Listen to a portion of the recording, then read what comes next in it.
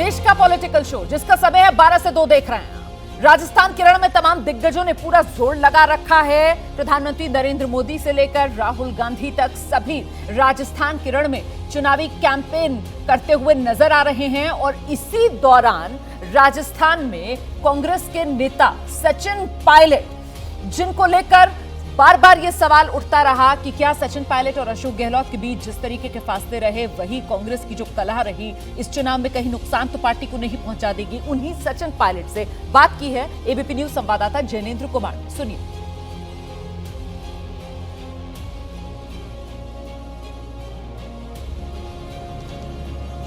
कांग्रेस नेता सचिन पायलट के साथ हम जयपुर से हनुमानगढ़ के रास्ते में हैं विशेष विमान में, और इस बार कांग्रेस का भरोसा किस बात को लेकर है, बात करते हैं सचिन पायलट से।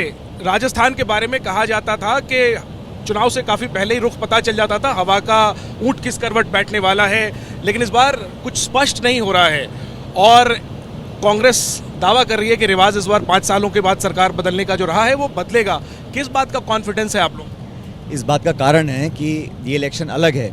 इस बार लोग दोनों पार्टियों को देख रहे हैं और कांग्रेस ने जो माहौल बनाया है, जो हम कैंपेन कर रहे हैं, और भाजपा के अंदर जो बिखराव है, टकराव है, और जो वो एब्सेंट रहे एज अ विपक्ष की पार्टी के तौर पर, उसका भी लोगों में प्रभाव है। हम लोगों का काम, और हाल ही में हम लोगों ने कर्नाटक में, हिमाचल में बीजेपी को हराया है, तो कार्यकर्ताओं में जोश उत्साह है। राहुल जी की भारत जोड़ो यात्रा के बाद अलग तरह का एक एनर्जी वर्कर्स के अंदर है, उस सब का लाभ हमको मिलेगा।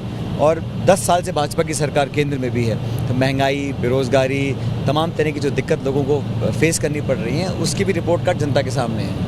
लेकिन बीजेपी आपको घेर रही है। प्रधानमंत्री के भाषणों को अगर हम सुने तो वो लाल डायरी का जिक्र करते हैं, भ्रष्टाचार के मुद्दे पर आपकी सरकार को घेरते हैं। इसके अलावा महिला सुरक्षा के मुद्दे पर गंभीर आरोप आपकी सरकार को लेकर लगाए जाते हैं।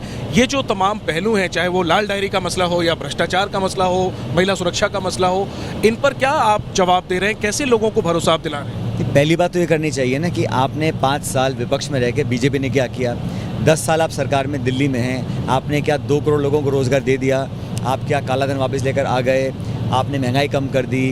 और मुझे लगता है कि जो किसानों को आपने वादे किए थे इनकम डबल करने का, वो पूरा नहीं किया। अब चुनाव के पहले आके भाजपा के नेता हम पे आरोप लगाए, वो राजनीति बड़ी एक सीमित राजनीति है। आप अपना विजन दीजिए, अपना ब्लूप्रिंट दीजिए, प्रदेश को आप क्या देना चाहते हैं, आपने क्यों नहीं दिया।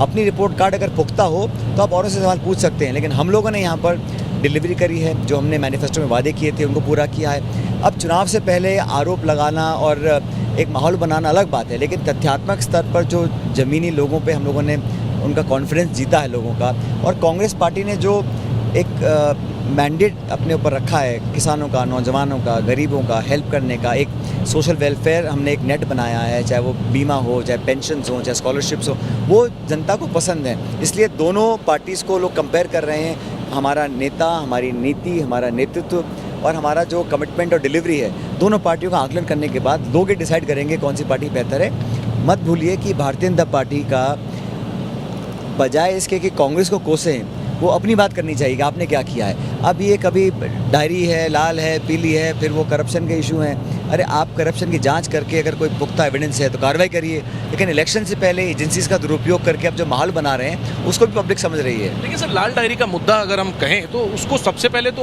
उन्होंने उठाया जो आपकी सरकार में मंत्री थे, मुख्यमंत्री के बहुत करीबी थे। चुनाव से पहले कौन किस पार्टी में, कितने लोग चले गए कांग्रेस में, कितने लोग आ गए बीजेपी से, तो चलता है चुनाव से पहले। हर चुनाव से पहले हर स्टेट में कुछ लोग जाते हैं, कुछ लोग आते हैं, लेकिन अल्टीमेटली पार्टी की पॉलिसी, पार्टी की डिलीवरी, पार्टी की ट्रैक रिकॉर्ड और गवर्नेंस, ये जनता देखती है। और हमारे यहाँ मुझे लगता है कि जो हमारा कैंपेन हो रहा है, चाहे राहुल गांधी जी हों, प्रियंका जी हों, खड़गे जी हों, तमाम जो हमारा रिस्पांस है, फीडबैक है, मीटिंग्स में जो माहौल बन रहा है, उसको देखकर हमें लगता है कि इस बार रिवाज बदलेगा और कांग्रेस पार्टी दोबारा यहाँ रिपीट होगी। हम लोग घूम रहे हैं प्रदेश में, आपके यहाँ पर सबसे बड़ा मुद्दा जो उभर कर आया आपके खिलाफ, वो है पेपर लीक का मुद्दा आपकी सरकार के खिलाफ। और मुझे याद है इस मुद्दे को लेकर आपने सरकार के अंदर, पार्टी के अंदर आवाज उठाई और फिर सड़क पर भी आप उतरे। पेपर लीक के मुद्दे को लेकर आप बहुत कठोर कार्रवाई की मांग कर रहे थे, भंग करने तक की मांग कर रहे थे आयोग को, लेकिन सरकार ने सख्त कानून बनाया, लेकिन उस तरीके से एक बड़ा कदम नहीं उठाया। और आज सचिन जी, इस मुद्दे पर आपकी सरकार घिरी हुई है। आप मानते हैं चुनाव में? बिल्कुल नहीं घिरी हुई, इनफैक्ट ऑपोजिट है। पेपर लीक देश में हर जगह होते हैं और जब राजस्थान में ऐसा हुआ हम सबको पीड़ा थी। नौजवानों के भविष्य से खिलवाड़ करने का अधिकार किसी को नहीं है, ना नेता, ना अधिकारी, ना पार्टी, ना सरकार।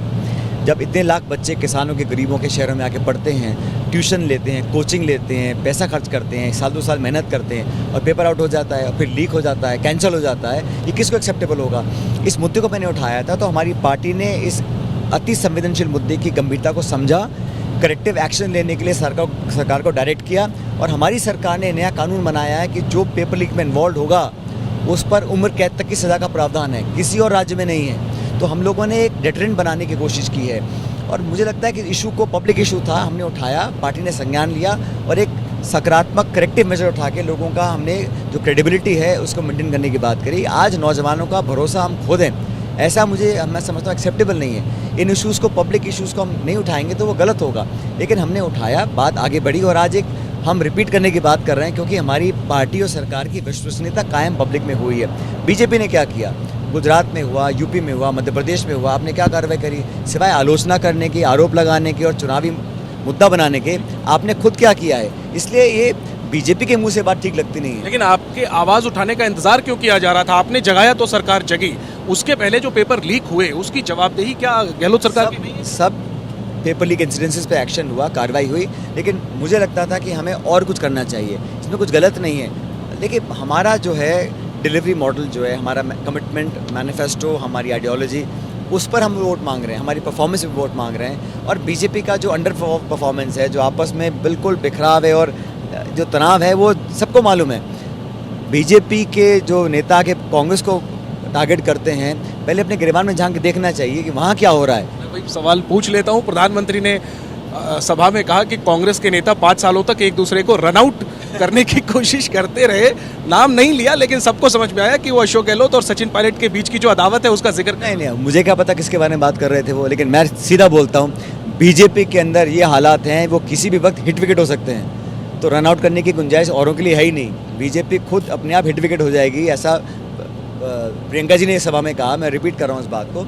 तो भारतीय जनता पार्टी का जो नेतृत्व है वो बड़ा कंफ्यूज है प्रदेश के अंदर, इसलिए लोग, अच्छा, भारतीय जनता पार्टी का जो इलेक्शन है उस कैंपेन में कहीं को दम दिख रहा हो या पब्लिक में कोई स्ट्रॉन्ग सेंटिमेंट दिख रहा हो, ऐसा भी नहीं है।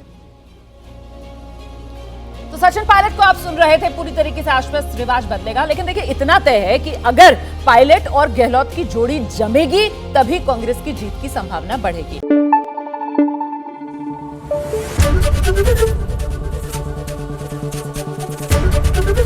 एबीपी न्यूज आपको रखे आगे।